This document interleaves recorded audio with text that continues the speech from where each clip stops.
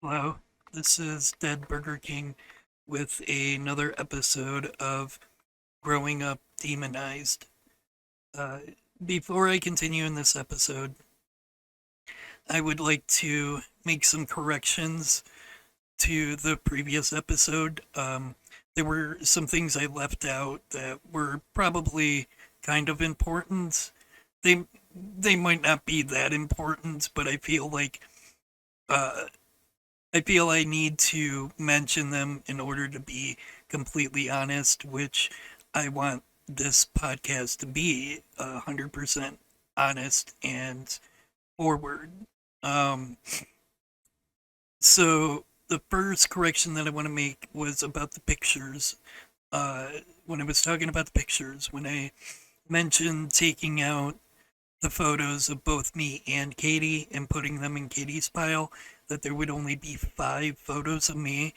I feel I need to clarify that those photos were not taken by the family. Those 5 photos were school photos taken by the photographer at the school. And my mom didn't have enough money to pay for them every year, so we only got uh, 5 photos for 5 years. Um, my sister got every single school photo because my grandma saw her as a princess and needed to have every single year photo of her. But yeah, so those 5 photos of me were not taken by the family. So I felt like I need to clarify that. And the other thing that I wanted to clarify was when I was talking about Rhiannon and Dania uh, lying to me and trying to say that she's Rhiannon's my daughter for, you know, 20 years. I said that Katie and Dania didn't know I was referring to the procedure I had, uh, where where I had to have a procedure done because they thought I had testicular cancer.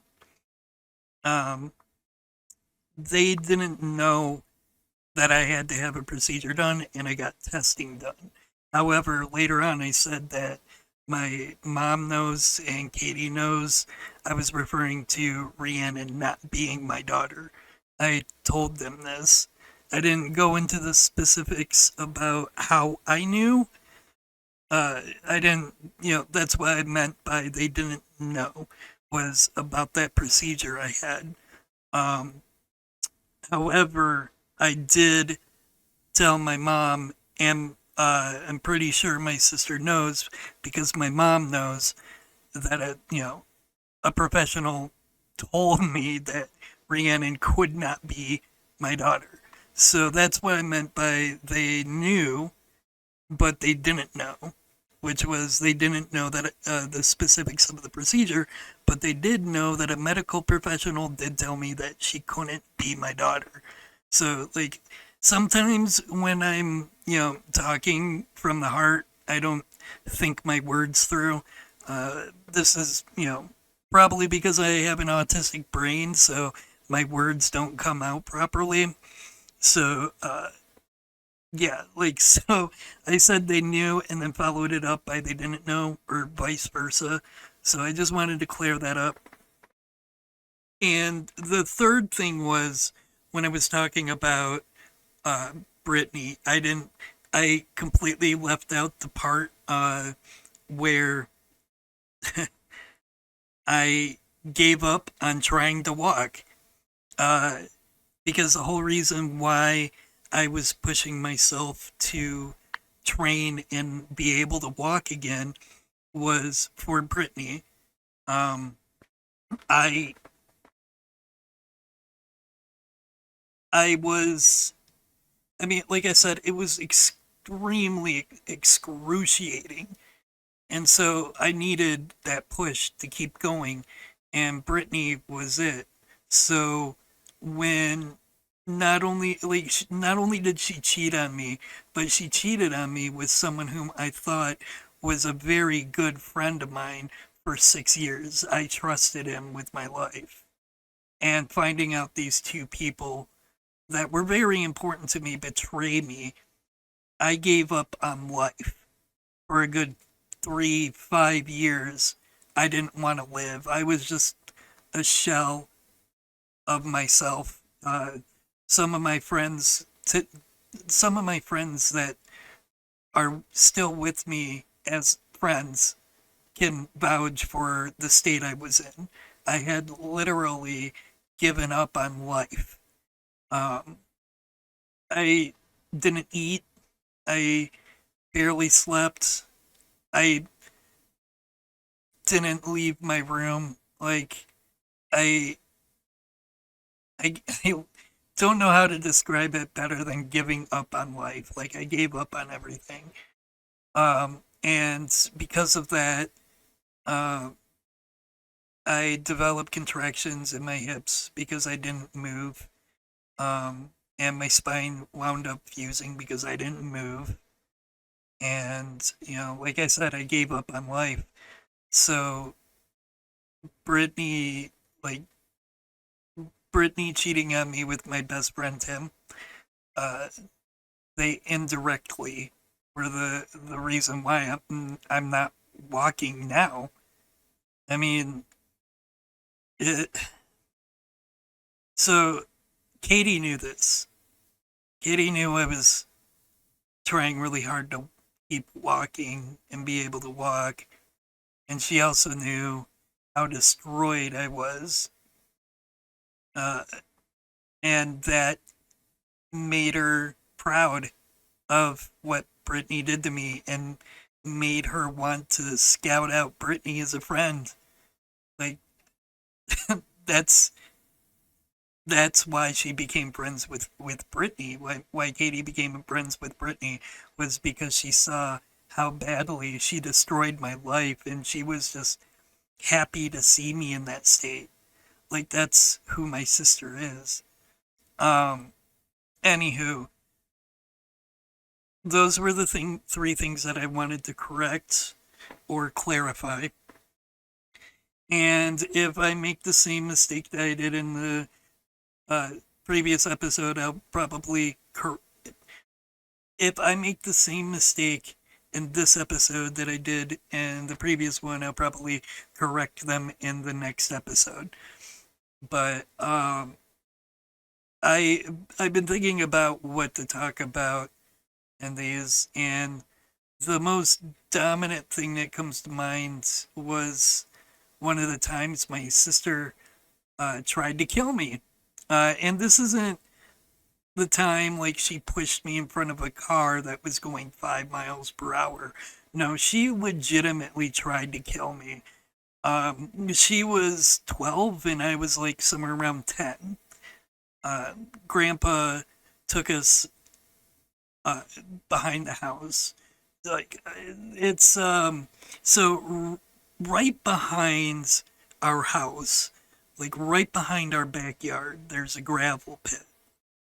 And there's a path leading down that's like right in the middle of my grandpa's land and the gravel pit.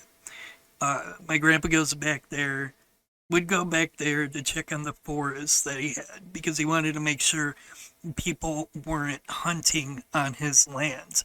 Because if people were hunting and they got hurt on his land, even though they were trespassing, they could still sue him. So uh, he would go back there during hunting season and make sure, no one was back there and fucking around. And one time he took me and Katie with. And it was middle of winter, maybe January ish. And I, I feel like I should clarify. I don't know if my grandpa was actually checking to make sure there weren't hunters back there. He might have been making sure that the gravel pit wasn't fucking with his land or something. There were a lot of reasons for him to check up on his land. So uh, I'm I'm just guessing that it was because it was deer hunting season. Just want to clarify that. But anyways, we're going back with Grandpa to check up on his forest, and on the path back, there was this little, there was this hole that was covered by ice, and it was like, it was just a patch of ice, right? And my sister was jumping on it, like trying to break it, and uh, well, after a little while of her doing that, she tells me to come over. So I go over to her. My grandpa's maybe about 30, maybe around 50 feet away, checking around the land. You know, he wasn't keeping a close eye on us. And so uh, Katie signals me over and she's like, stand on this. This ice, it's really tough and you won't be able to, you won't fall through it, I promise. And so I stand on it, and Katie's like, go ahead, jump, go ahead, jump. So I jump, and I fall through. I fall through it. And it winds up being this huge, huge, really, really deep hole. Like I was in over my head, literally. Like the whole, my entire body fit down in the hole, and at the bottom of the hole there was a whole bunch of water, and it like went up to my chest. And I look up and I'm just like, go get grandpa, Katie. And she's just like, okay, I'll go get grandpa, don't worry. And so she goes over to grandpa. Grandpa didn't notice this. He was, I don't know where he was, but he was close by enough that I could hear his voice from the hole, but I couldn't spot him when I was jumping on the ice. Anyways, I hear Katie rush up to Grandpa, and I'm not screaming for help because Katie's going to go get Grandpa, so I'm patiently waiting. But she was unaware that I could hear her when she tells Grandpa, "I'm cold. I'm gonna go home." I hear Grandpa being like, "Where's your brother?" And Katie's like, "He went home already. I want to go home." And like I was I was like, what the fuck? And I'm just like, okay, maybe she'll tell him that I'm in here. And I just hear Grandpa just be like, all right, then let's just go home. And Katie's like, hurry up. I'm really, really cold. I want to go home right now. Come on, hurry up. I'm like, what the fuck? That's when I start screaming. I'm like, hey, Grandpa, help, help. And I just, I hear uh, my grandpa shuffling really quick. I hear it on the path, the dirt path. Like I hear the stone, scraping against the ground as my grandpa's rushing to the hole. And he looks down and he immediately grabs me by like my collar, like by the front of my collar. Like he just grabs a fistful of my coat and my shirt and just lifts me out with one hand. And and he just grabs me, wraps me up in his coat, and he starts carrying me. And he just starts rushing back home. And I'm confused as to why like we're rushing and stuff. Like I'm really really cold, but I'm unaware of the danger that I'm in because I'm just a kid. And I hear Katie being like, "Why are you carrying him? Just leave him. Just leave him. Let's go home." And as a kid, I didn't realize how fucked up that was.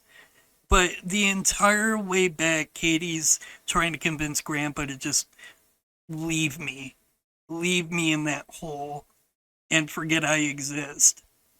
She's just like, why did you have to carry him? Why do you have to bring him back home? Just leave him.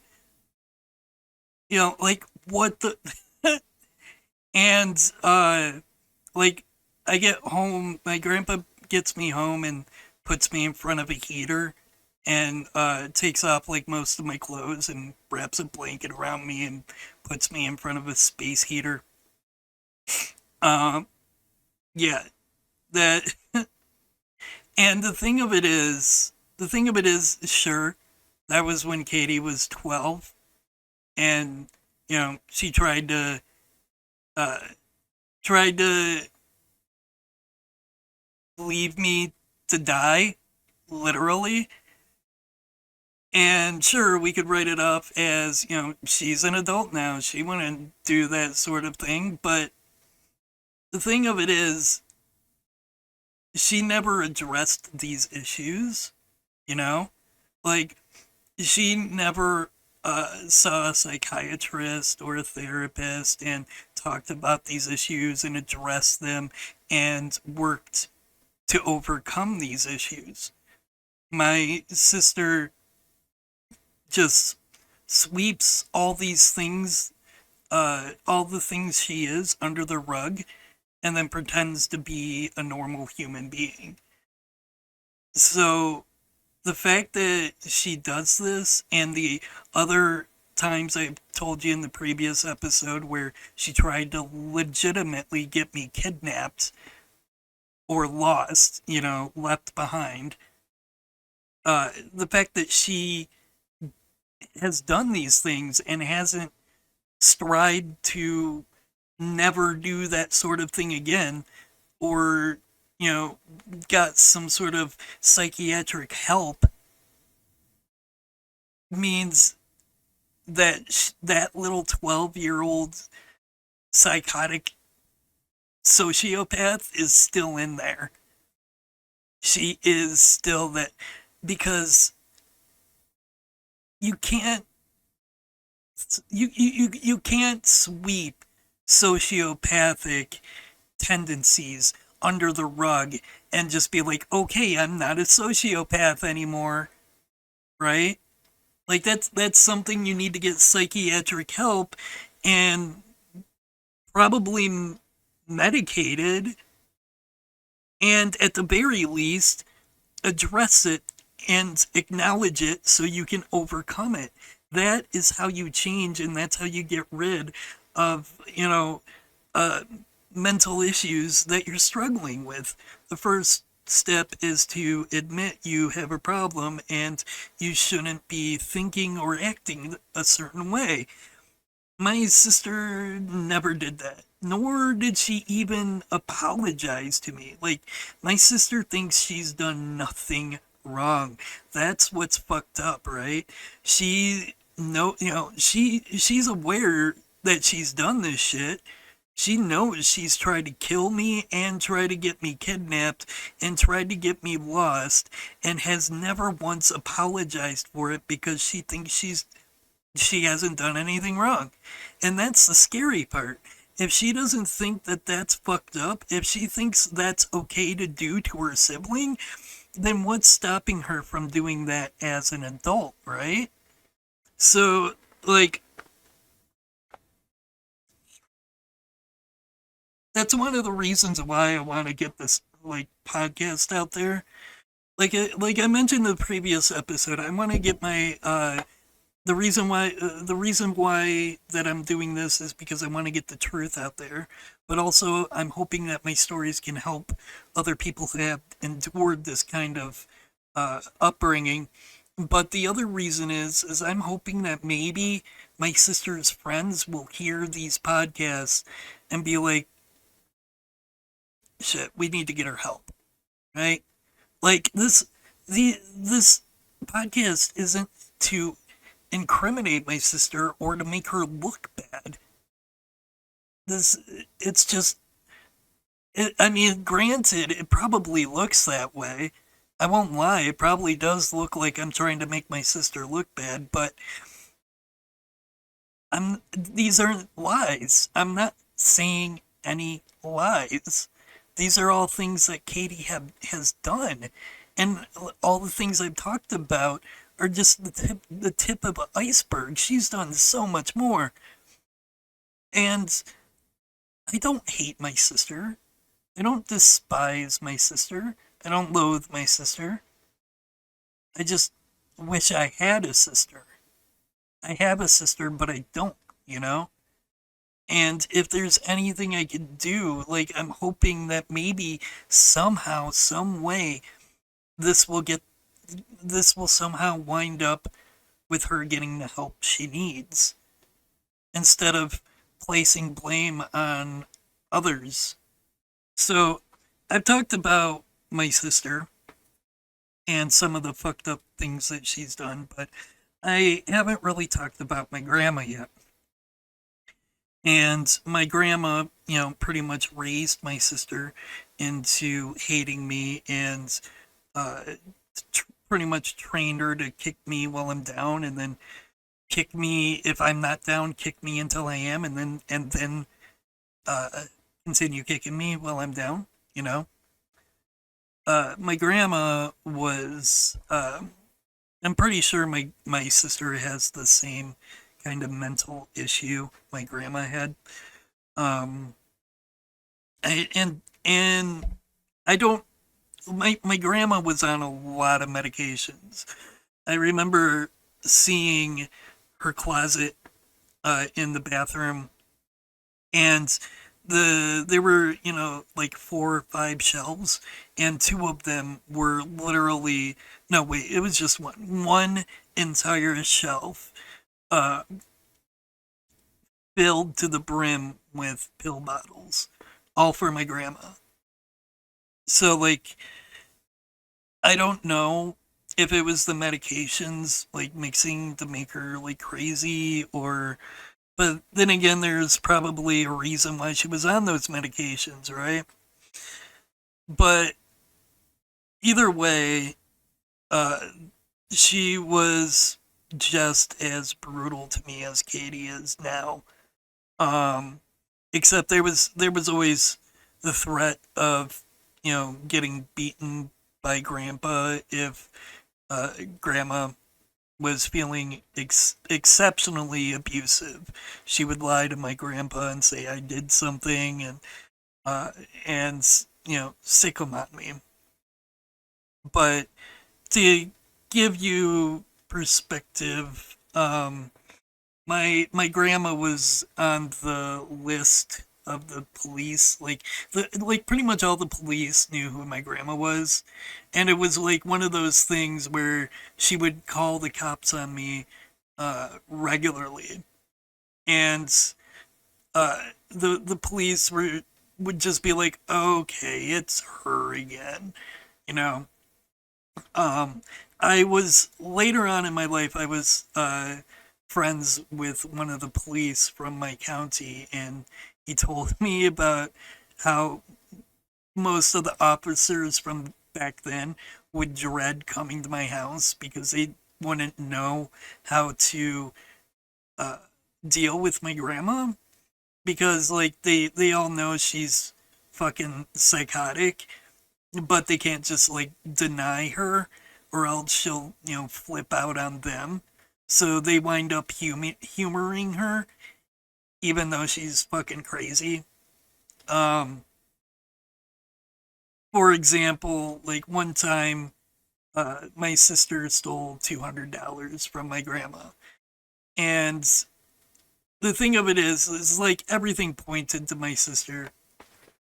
She was the only one who knew where grandma kept her money.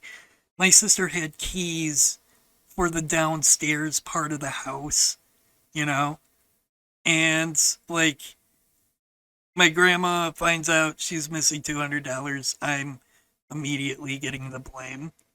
So like, the police were called, and I was, I was immediately the suspect. No question about it. I had to have done it. And so the police officer's asking me questions and whatnot, and all my answers are pointing to he couldn't have done it, right? And not only that, I told the officer, my sister has keys to the downstairs place. Not only that, my sister knows where my grandma keeps her money. I never knew she actually, this entire time, I thought she kept money on her at all times. Like, I always thought her money was in her purse. So I didn't even know there was money down there. And the police officer's just like, "Are you willing to take what is a lie detector test name? A polygraph or something?" He asked me, "Are you willing to take a polygraph test?" And I'm just like, "Absolutely, sign me up." Because I did nothing wrong. I didn't do this.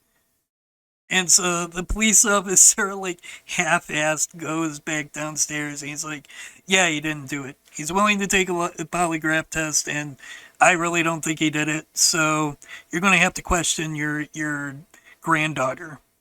And, like, I hear my grandma yelling at him, being like, "What the hell do you mean to question my granddaughter?" And the officer didn't answer. Like, he just blew her off the entire time he was walking out. Like, and my grandma's trying to egg him on, be like, "What the hell kind of police are you, not doing your job?" And the police officer was just quiet the entire time. And then I just hear the downstairs door shut. That was it. Like, he knew I didn't do it, and yet grandma, absolutely needed him to arrest me and needed him to believe that I did it. And this wasn't the only time either. Like, there was this time where Katie was, took advantage of my wanting a sister to get me into trouble. So she's just like, "Hey, I got an idea. Let's chuck these mud balls at the house. It'll be really fun." So I'm just like, "Yay, my sister's paying attention to me. I'll do anything you say, so long as you get to be my sister. Yay!" Because that was my mentality my entire childhood. Until I realized that my wanting a sister was just leading me for hurt, which wasn't until like mid teenagers. Um, Before then, like, I just wanted my sister. I wanted to have a sister, so I did anything she told me. And so I'm just like, "Yay, we're having fun chucking mud balls at the house.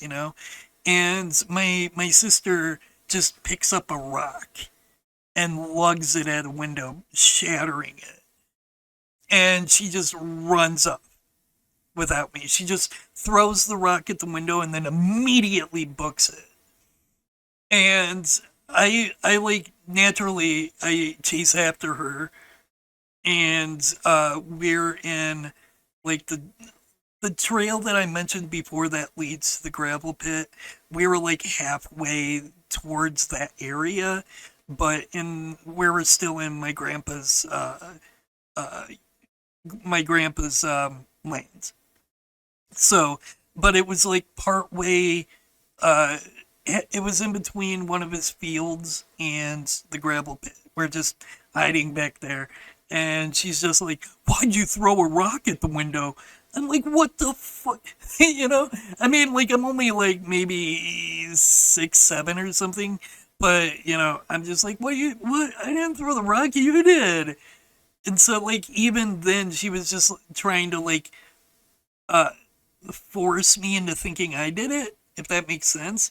She's just like, "No, you totally threw it. I saw you throw it." And next thing I know, we hear police sirens, and the we look down and we see the a police car driving down that trail to the gravel pit where we were hiding. And we're just like, "Fuck." So we started running, and down the halfway down the trail, running away from this cop car that's going like 5, 10 miles per hour, because there's like so many bumps, right? Like, the trail is not smooth. So it's like, you know. So the cop car's like going only like 5, 7 miles per hour, but we're running anyways, like we're on an episode of Cops, right? So we're running down, and next thing I know, I see my sister like jump into the foliage on the side, in a whole bunch of bushes and trees and stuff. And I'm left being the only one running from the cops. So, like, uh, I like, I stop and I give up, because, like, what else can I do? I'm like 6'7" ish, trying to run from a police car. So I'm just like, okay, I give up, I give up. And so he puts me in the car and we go back to the house. And he brings me into the house where grandma's just like, oh, thank God you caught him. I can't believe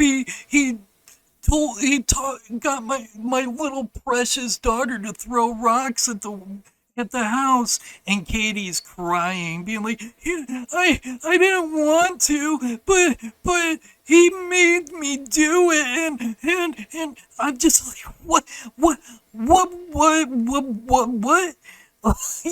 I am thoroughly confused and crushed, devastated, hurt, and also angry, Like, it was my fucking sister's idea, and my sister's, crying and acting like I was the fucking mastermind.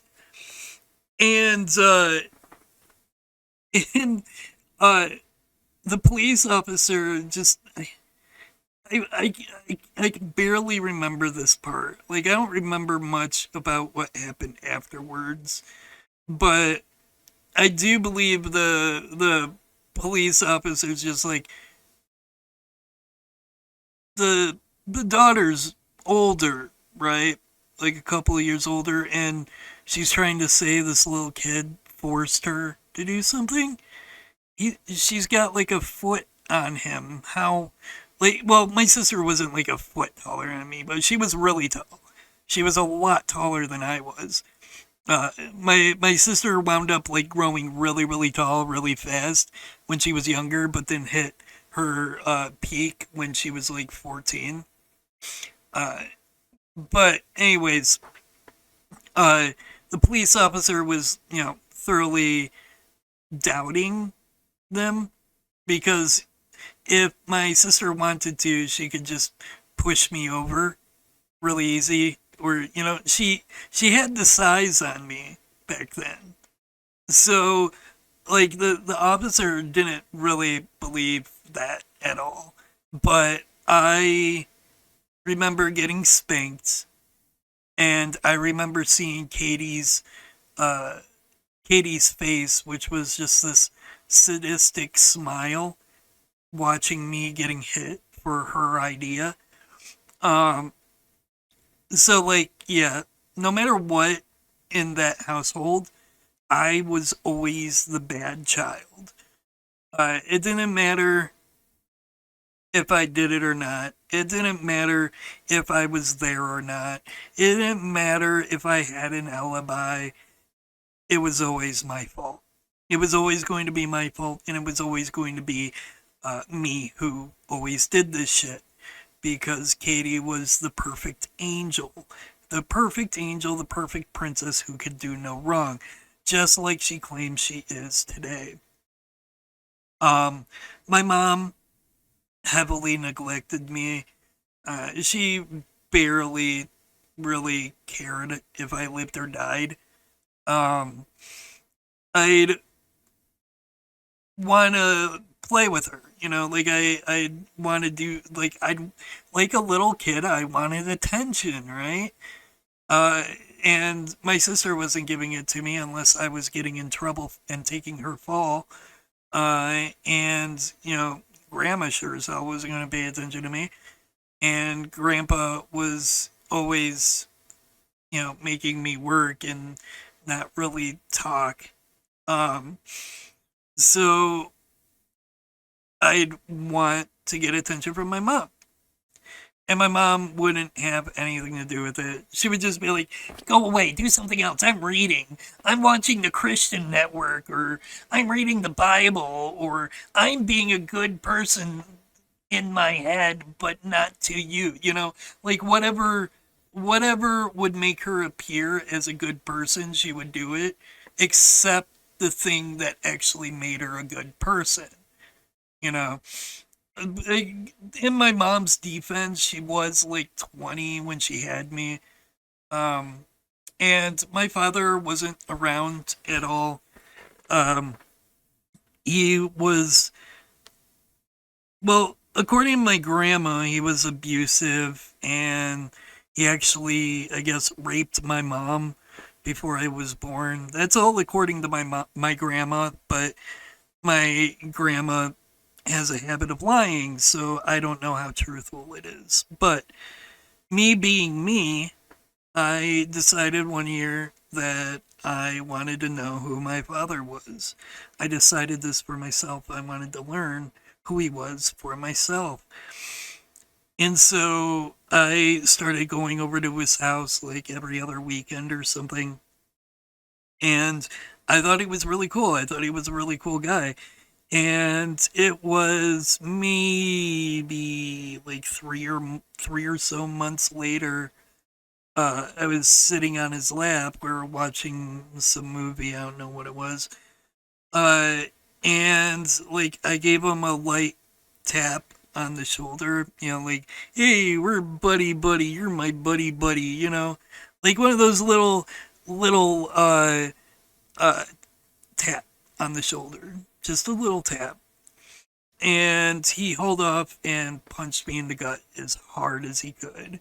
And he just says, "How do you like that?" And like,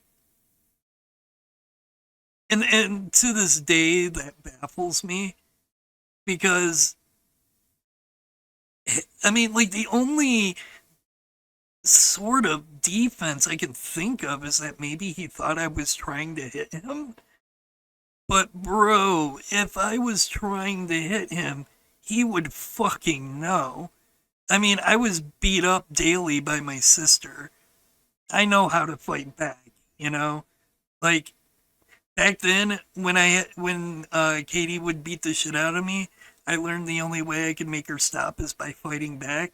And the only way I could get her to stop by fighting back is by making her cry. And the only way I could make her cry was to hit her harder than she hit me. So like I fucking learned how to punch, like really, really early on. And if I wanted to actually punch him, I would want to hurt him. And if I wanted to hurt him, I would have hit him somewhere else than his fucking shoulder. I mean, his fucking chin was wide open, right? Like I could have just broke his fucking jaw if I wanted to. Sure, I was like 10, but I could have fucking done it, or at least, at the very least, fractured his jaw if I wanted to. So, his shoulder? How does.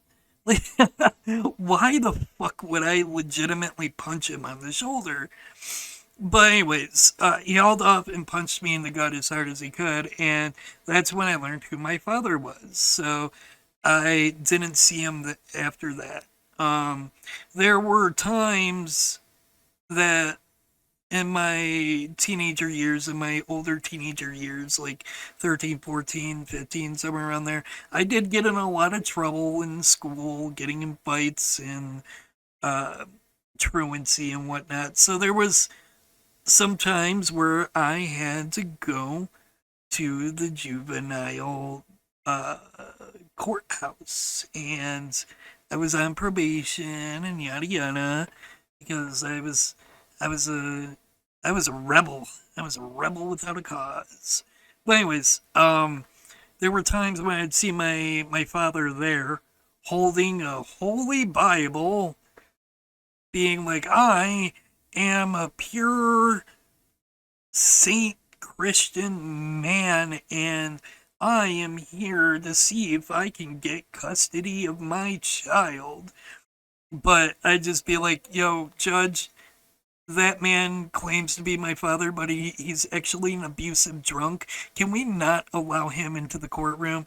And the judge would be like, thumbs up, and then be like, "Hey, you, Mr. Bleep," because I'm not saying my actual last name on a podcast. "Mr. Bleep, you are not welcome in this courtroom. Please leave." And yeah, so like that was the last time I would see that man. Um, so needless to say, I didn't get a whole lot of attention from my father. Uh, Not the good kinds, anyways. Plenty of the abusive kinds. But yeah. So like the only person that really paid attention to me was my uncle. who would take me out of the house every now and again. But, and like, I trusted him. He was the first person that I truly trusted. And it was maybe about a few years later, he started doing something to me that wasn't. I'm not sure. I don't think I'm going to go into that. But needless to say, I learned I couldn't trust him either. Um, so that's where my trust issues spawned from. The first person I truly trusted wound up just using me for very shitty things. But anywho, I digress. So I really didn't have anyone that I could go to as a kid.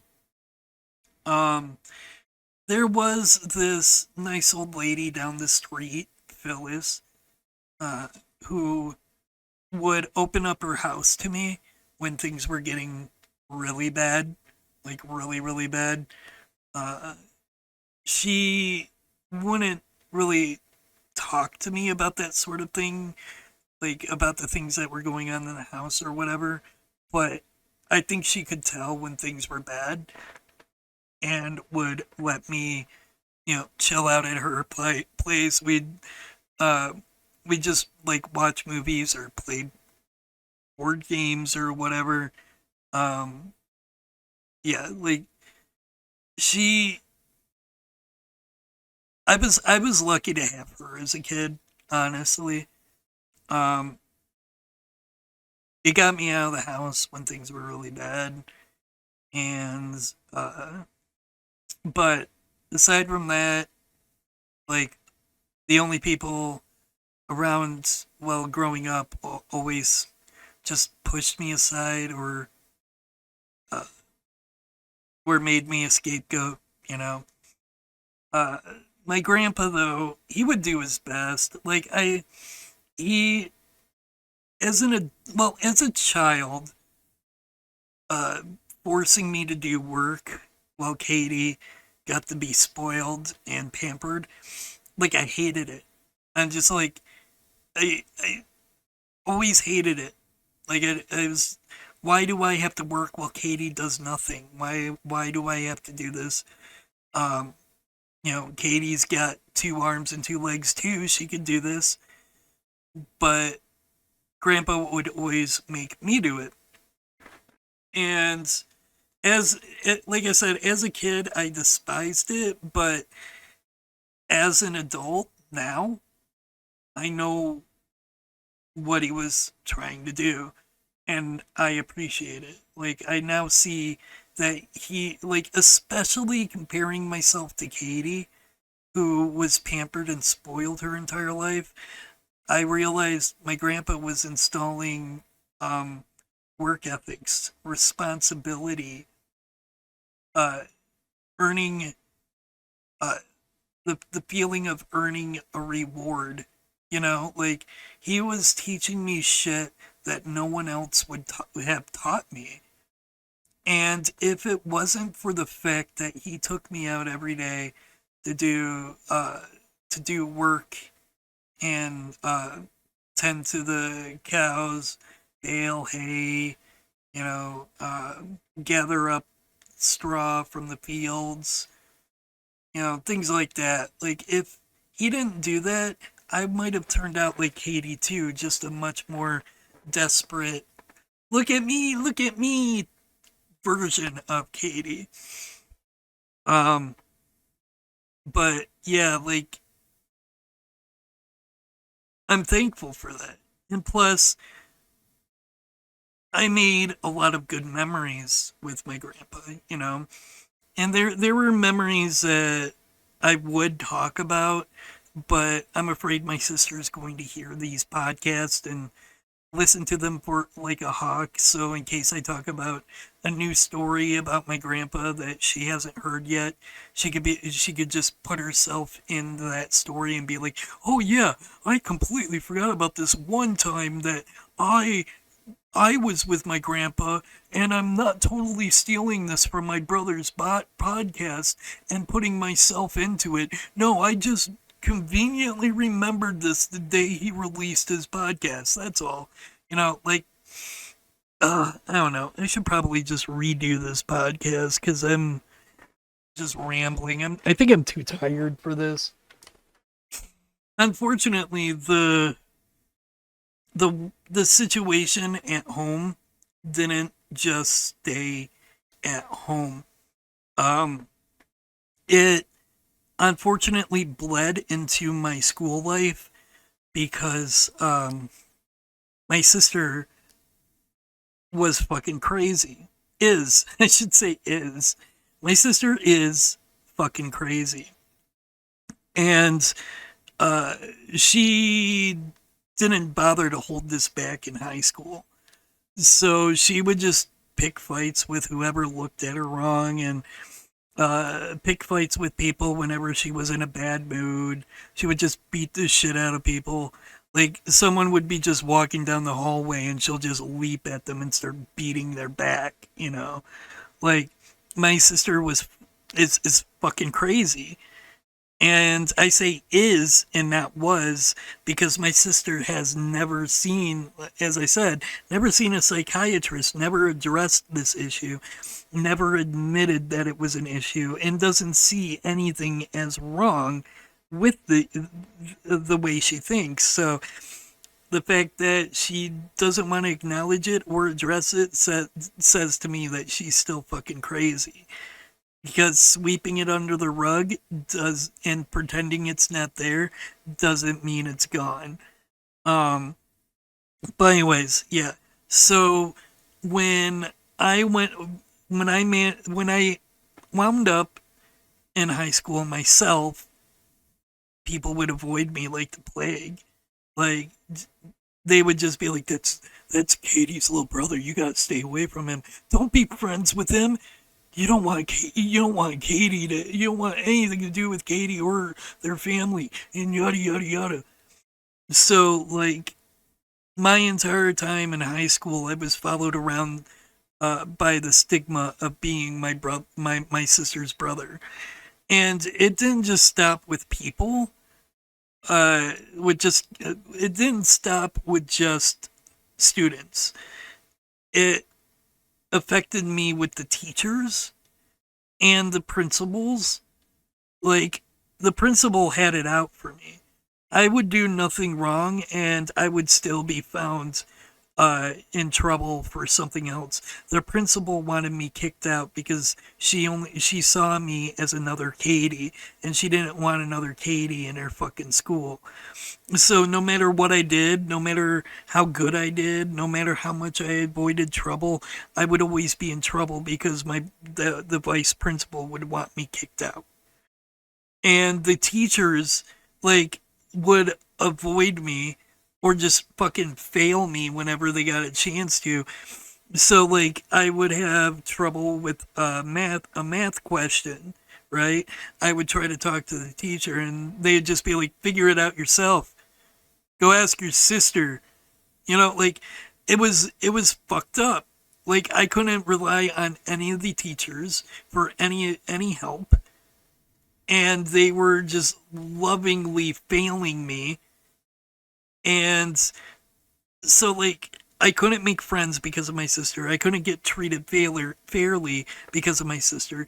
But not only that, my grandma would, like, whenever my sister would, like, just pound someone into a bloody pulp because she forgot her lunch, uh, my grandma would go there when the principal would call her and try to defend her.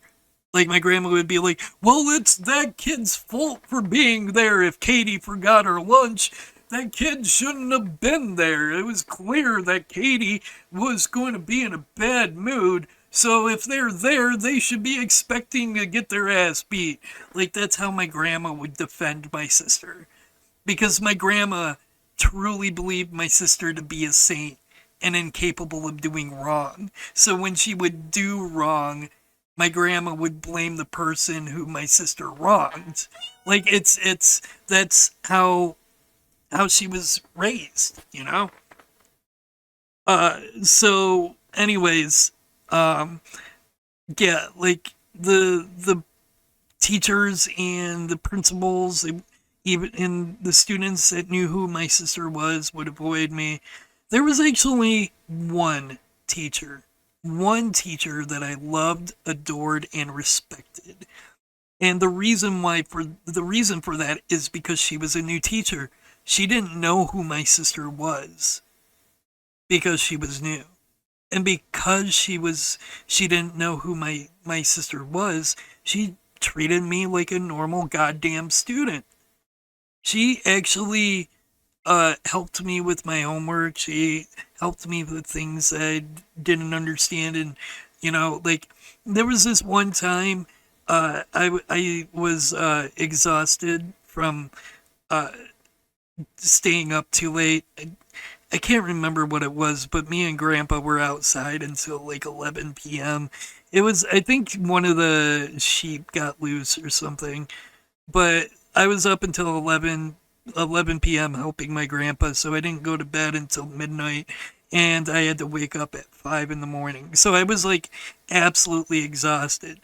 And one of the times, Miss Jackson was her name. She was a science teacher.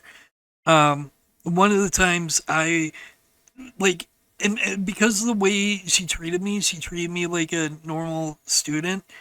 Uh, I tried really, really hard in her class. Every time I was in her class, I would try my hardest to do everything and get a perfect grade in her class because it was the only time I was going to be judged fairly, and B, because I respected her enough that I wanted to give her the attention that she deserved, the attention and what's the word I'm looking for? Effort. The attention and effort that she deserves from me for treating me as a normal student. And there was one time, like I said, I didn't go to bed until like midnight, woke up at 5, and her class was the first that I had that morning. She turned off the lights and brought up the projector, and was like, okay, I need you guys to take notes on this and this and this. So it was the just having the light off and that quiet hum of the projector. I'm just like, I gotta take notes. Uh, I gotta, like, I immediately passed out. Just me, and uh, normally if it was any other teacher, because how Katie acted, if it was any other teacher, I would have just got thrown to the principal's office and then immediately sent home. Uh, but because this teacher didn't know my sister or experience who my sister is, she treated me like a student, as I said. And so she just gently taps on my shoulder. She's just like, hey, I need you to take these notes because it's going to be on your next test. And I'm like, oh, crap. I am so sorry. I'm so sorry. And I start taking the notes again. Like, if it was any other teacher who knew who my sister was, like I said, I would have gotten kicked out of class and then sent to the fucking principal's office, and the principal would have fucking sent me home. So, like, my high school was a nightmare because of my grandma and my sister. And of course, they didn't give a shit, right? Like, why the fuck would they care? They don't have to deal with it. They don't have to deal with my situation. So why the fuck would they care, right? So it wasn't until, and again, that was the time that I started getting on probation and getting truancy, getting in fights in school, was just because I was standing up for myself. Like, and I didn't want to go to school because I wasn't going to be treated fairly. Like, everyone that I got into a fight with in school, I would get into a fight with because of my sister. Like, if they knew my sister and they had a vendetta against my sister, they would take it out on me. And there were a lot of people with a vendetta against my sister. And there was no way in hell I was just going to let person after person beat the shit out of me so they can get revenge on Katie. So I fought back. And every time I fought back, I would be the one getting in trouble like I fucking started it. So the person I was fighting would just get sent home for the day. I would get a week suspension and then a month suspension and then truancy officer called and I'm on probation. Like it was hell. Like so like I wouldn't want to go to school and I wasn't going to let people walk all over me because they wanted to get revenge on my sister. So high school was a fucking nightmare for me. Fortunately, though, I mean, like I say this, I don't know how I feel about this. I want to say, fortunately, that's when my diseases started affecting me and I had to drop out of high school because I was having a hard time walking from class to class at that point. But at the same time, I literally just said, it's fortunate that I got a genetic disease that started affecting me in high school. I don't know. But that was how bad high school was for me. And it wasn't because I wasn't paying attention in class. It wasn't because I wasn't learning or anything like that. It was because the fucking teachers and the principal knew who my sister was, and my sister caused them hell. And they didn't want another Katie in their fucking school. And on top of that, my grandma made it even worse. So they wouldn't even call my grandma or my mom. They would just kick me out, and I would have to call my mom. Like it was, yeah, public schools. That was a public school. Yay.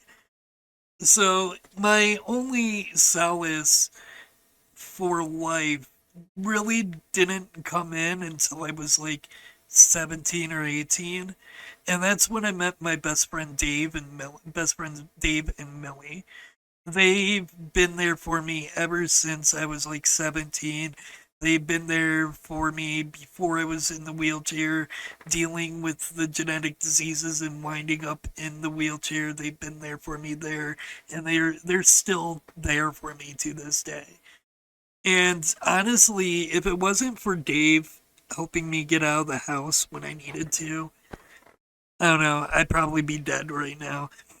Uh, Dave would come and get me whenever things were really bad at the house. Would come get me, bring me back at his place, and I'd stay there for a few days.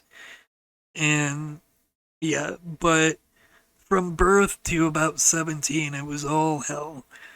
And it was, like I said in the last episode, I think I said it in the last episode, it was my grandma and my sister were the main offenders.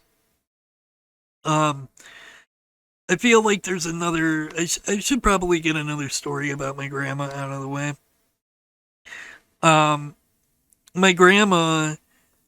There was one time my grandma came upstairs. My bedroom was to right at the top of the stairs to the second floor, directly to the left of the stairs. And whenever my grandma was feeling particularly feisty and abusive, and my grandpa was at home, she herself would come up the stairs to beat me. She would just slap and backhand me and just be like, and you can't hit me, you can't do anything. I'm an old lady. What do you think the police would do? Smack. Like, so, like, I would just have to stand there and take it. Well, my grandma would go through my shit, the things I love and the things I enjoy, and break them or throw them out the window or smash them. That was, I mean, granted, that was rare because my grandma was rarely up for coming up the stairs herself, but when she would, take out uh, the past year or so frustrations out on me, and like I wouldn't be able to do anything. I wouldn't be able to fight back because let's say I pushed her over and she broke her hip. I would be the one to go to, get arrested. And then there's the fact that, uh, I was right on top of the stairs, right? My bedroom was right up on top of the stairs. If I accidentally pushed her too hard, and she went out my door and fall down the stairs, there's a very real possibility of me killing her. So I literally had to just sit there and let her backhand me and slap me and punch me and push me. Um, and honestly, it hurt more to watch her break the things that brought me joy. Like, I mean, like it hurt when she hit me and backhand me and slapped me and punched me, but she was an old lady, so I don't think she realized she doesn't hit as hard as she wants to. Though it did hurt. I'm not gonna lie, it fucking hurt, but it wasn't like getting punched by a 14-year-old, like it wasn't like my sister was hitting me. I remember having this huge shrine for Animaniacs. Like I was really proud of it. Like it was a whole bunch of stuff from the Warner Brothers studio store when it existed. She just took her arm and swiped it up off the table on the ground, just started stomping on shit. That time sucked because I really loved that Animaniac stuff. But um, yeah, she would do that all the time, and my sister picked up that trick too. So like she would utilize that whenever she was pregnant. Uh, she would take out her frustrations on me and be like, "You can't hit me because you'll kill my kid." And it would and the fucked up thing is like I would be on the other side of the kitchen downstairs, you know, and Katie would just come in and then ram herself into the counter, her stomach into the counter, and be like, "Oh my god, I can't believe you pushed me! Oh, you killed my kid! You're going to get arrested for manslaughter!" And I'm again like 10 feet away on the opposite side of the kitchen, be like, "What the hell are you talking about? You killed my kid! You killed my kid! I'm gonna call the cops and get you arrested for manslaughter!" But like unfortunately for her, my grandpa just started laughing. He saw the whole thing. He's just like, "Manslaughter, huh?" And Katie turns around and sees that grandpa saw the whole thing and saw that I was on the other side of the kitchen. And she's like, "Yeah, yeah, he pushed me. He pushed me in the counter and he killed my kid." Grandpa's just like, "Yeah, how could he do that when he's on the other side of the room?" Like, and my grandpa's just like, "Stop your bullshit, Katie," and just walks past her. But anyway, it did like that wasn't the only time. Katie would do that all the time. Like I would be nowhere near her, and she would just throw her stomach into like a corner or something, trying to like legitimately kill her kid and then place the blame on me.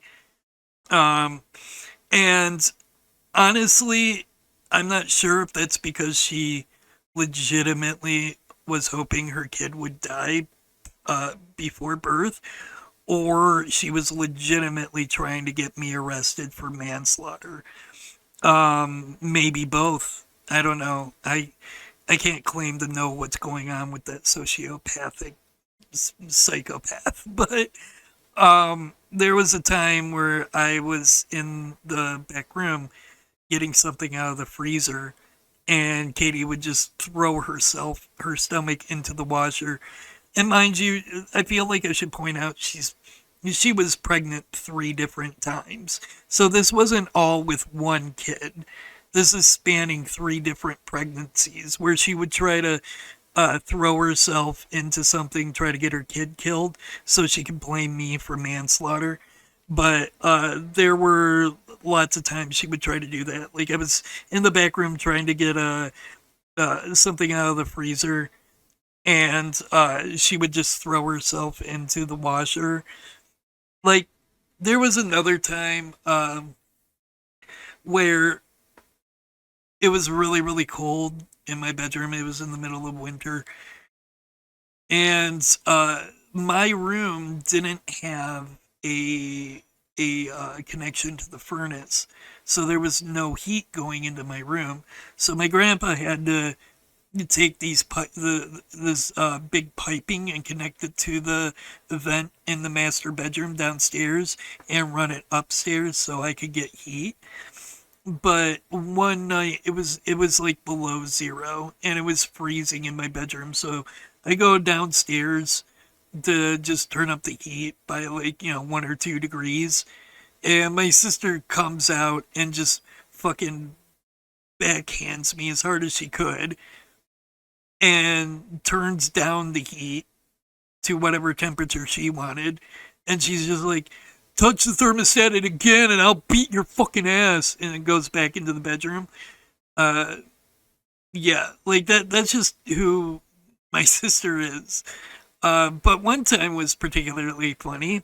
There was one time she was trying to beat on me while she was pregnant, and saying, "You can't hit me back because I'm pregnant. If you hit me, and you'll kill my kid, and you'll get manslaughter." Because apparently, to her, getting hit in the face equals killing her unborn child in her stomach. But anyways, that's my sister's logic. Um, she was unaware that I actually asked a police officer for advice on what to do when a pregnant lady tries beating the shit out of you and tries to claim manslaughter if you try to defend yourself. And he showed me these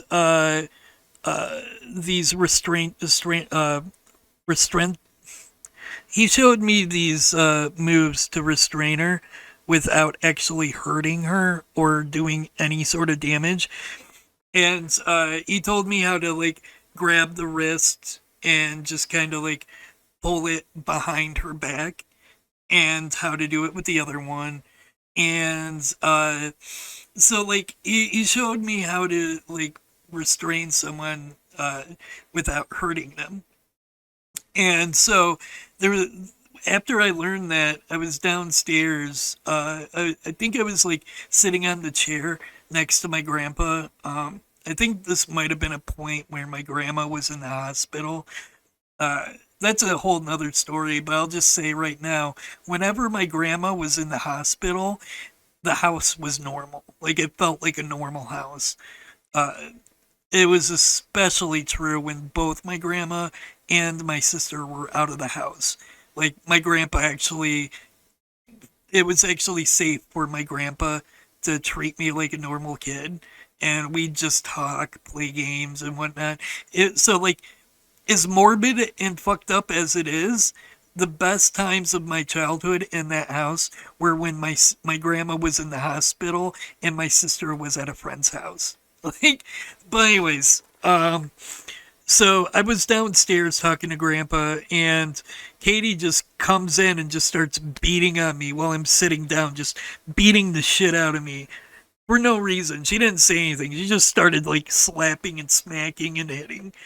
So I stand up and I do what the police officer showed me to do.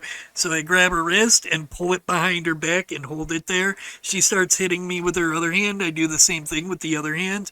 And from here, Katie starts kicking me. Mind you, this is when she's pregnant. So she's just like, "You can't do that. I'm pregnant. If you kill my kid, you'll get manslaughter." And she starts kicking me. She starts kicking my legs. So I lift up my foot and I stand on her feet.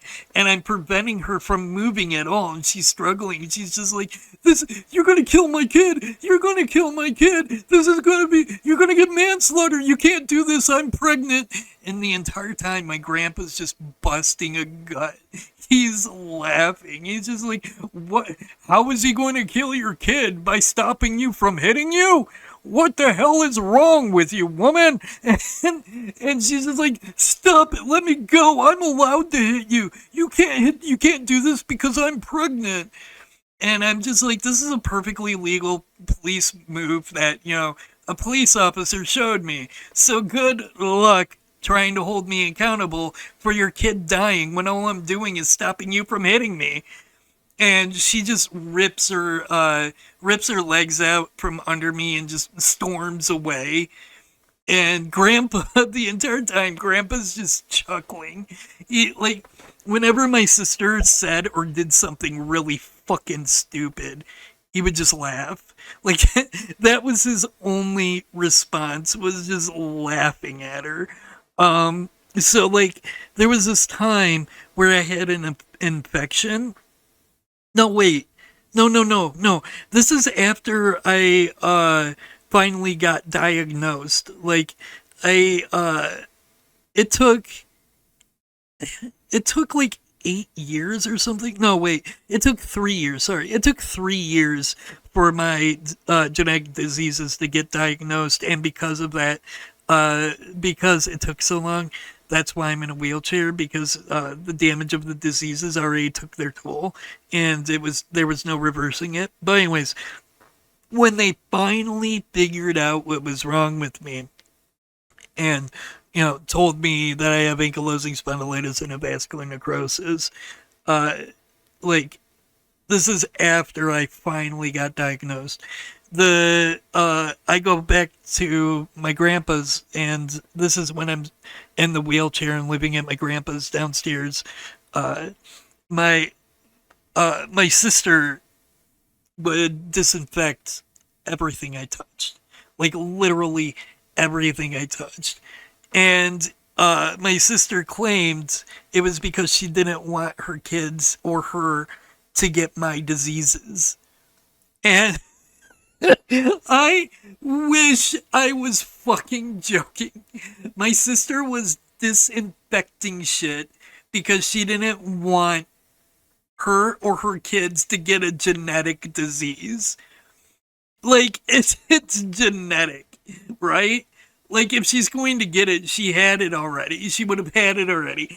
But I digress. I think really that's what she claimed she was doing. But honestly, I think she was just trying to make me feel like shit. But stupid people are incapable of making me feel like shit, you know? Like, doing stupid shit and being stupid isn't going to make me feel bad. At least not for me. It'll make me feel bad for you, but not not me. Anywho, my sister's disinfecting everything I touch, just following 3 feet behind me, just disinfecting everything. So I so what I did was I licked the can when she wasn't around. I just licked the can around, and and well, not when I say when she wasn't around, it's more accurate to say when I licked it when she wasn't holding it. Uh, like she went to the bathroom or something, I just grabbed it, licked it, and then and Grandpa's just he sees me do this. And he knows what I'm doing, and I just hear him go, just I just hear Grandpa, like I'm licking the can, and I just hear Grandpa go, and so Katie grabs the can, and I'm just like, caressing the side of the counter. I'm just like, uh-oh, I'm going to infect this counter with ankylosing spondylitis and a vascular necrosis. And Katie's just like, fuck, spray. And I'm like, well, now shit, what are you going to do? I licked the can. Now you have ankylosing spondylitis and a vascular necrosis. Oh no. Oh god. Like that's like I said, my sister thinks she's as smart as a rock that thinks it's a lamp. Like my sister's as smart as a rock that thinks it's a lamp. Like it's, and the thing of it is this person who I've been talking about that is this dumb is making up lies about me. Like she would, like, the stories I would talk about, she would place herself in my memories and my stories. So, like, that last story I would just say, or I just talked about, she would tell people that she was the one with ankylosing spondylitis and I'm the one spraying with the can, right? But the thing of it is because that doesn't work, anyone with half a brain could easily point out the fabrication. But my sister doesn't realize that. Like, so she thinks any uh what's the word I'm looking for? She thinks any discrepancies within her story she can make up by telling more lies and more lies and more lies. But the thing of it is anyone with half a brain who has the common sense to ask questions would immediately see how my sister's lying to them. Because my sister, I think I mentioned this in the last episode actually, my sister doesn't take being questioned well. So, like, if you ask her questions for details about the lie she just told, she would just say, I don't remember. Or if she can't get away with, I don't remember, she would be like, I don't have to explain myself to you, or whatever, you know. Or she would deflect and be like, are you saying I'm lying? Are you accusing me of lying?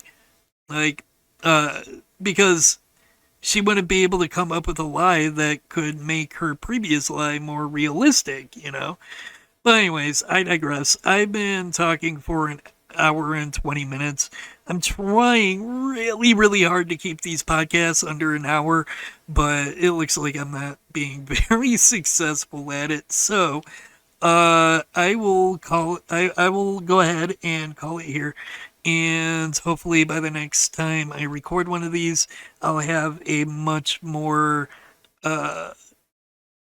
smooth recording and more stuff to talk about.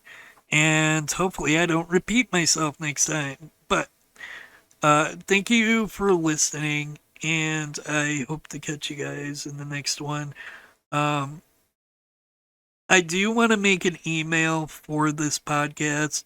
So if anyone wants to message me and share their experiences or talk about their experiences, I can, if you'd like, I can address it on the podcast and talk to you about it through the podcast. You can always remain anonymous if you don't want your name mentioned, but for now, if anybody's hearing this that has a similar experience with being demonized growing up, feel free to leave something in the comments, and I'll address it in the next podcast. But eventually, I'll eventually make an email specifically for this podcast. Sorry I haven't yet. I probably should have done that before I started recording these, but for now, feel free to leave a comment and, you know, even if you don't have a story you would like to share, you can always leave a comment and tell me if these are worth making. Um, Honestly, I feel like I'm just rambling into the mic and uploading it on YouTube, so I'm not sure how beneficial these are to anyone, but it would mean a lot if any of you who have stumbled upon this podcast listened to it and felt it helped you. It would mean the world to me if you let me know. Um, I hope that these podcasts somehow help someone else who have struggled with the same situation or is struggling with the same situation. So, yeah, thank you so much for listening. I hope to be back with another episode next week. Things have been hectic with my doctor appointments and streams and sleep schedule, so I'm not sure if it'll be on the dot next week, but uh, these are kind of like an in between thing that I put out. So uh, either a week or a couple of weeks from now, there'll be another episode. So I hope this here. I hope you guys have a good day, and I hope these help someone. Um, and I hope to talk to you guys soon. Y'all take care now.